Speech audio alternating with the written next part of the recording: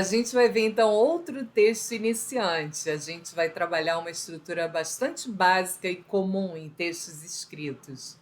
O nome do texto é Time to Relax. E desde agora eu quero chamar a sua atenção para a ilustração que acompanha o texto.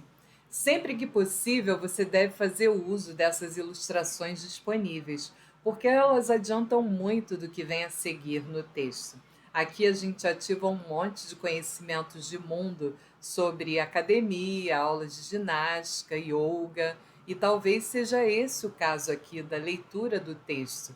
Então, sem ler o texto, nós antecipamos o conteúdo e a ilustração adianta muito nisso. Vamos ver aqui. Venha e junte-se à nossa aula de yoga da hora do almoço, com a professora de yoga experiente, Diva Bridge.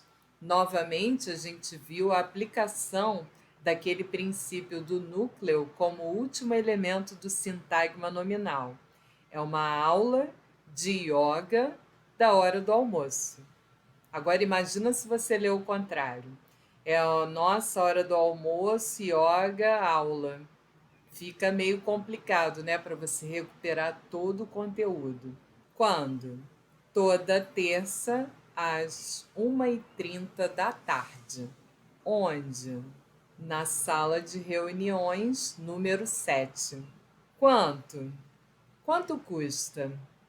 10 libras por 4 aulas de 30 minutos. O que trazer? Roupas confortáveis. Diva vai prover os colchões de yoga. Quando se juntar? Escreva para o Sam em samholden em example.com. Nós podemos apenas receber um máximo de 20 numa sala, então reserve agora.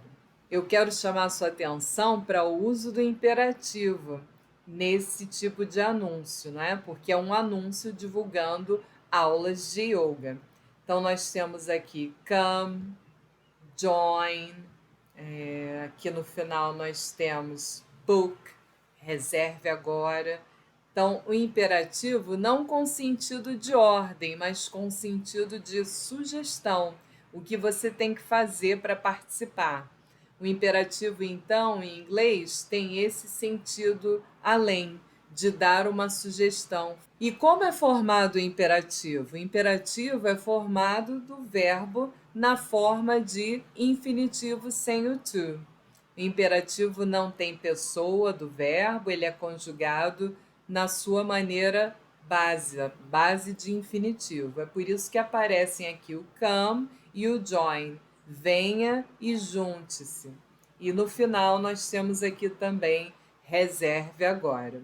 Então é um tempo verbal que você tem que prestar atenção, porque ele vai ser super útil para você perceber sugestões ou instruções que são dadas para seguir determinados passos. Toda vez que você tiver sugestões ou instruções de como fazer, o tempo verbal a ser utilizado vai ser o imperativo, que é formado do infinitivo de qualquer verbo. Por último, eu quero chamar sua atenção para o uso de book. Book, normalmente, é um substantivo e significa livro. É a palavra que talvez você conheça em primeiro lugar em inglês. Só que aqui ele é usado como um verbo no imperativo, sugerindo que você reserve agora as aulas de yoga.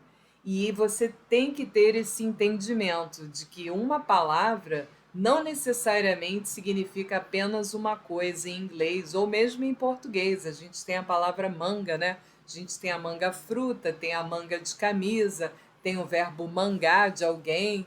Então você tem que conhecer os vários significados de uma mesma palavra e não achar que ela tem sempre aquele único significado. Isso amplia suas possibilidades de leitura fluente.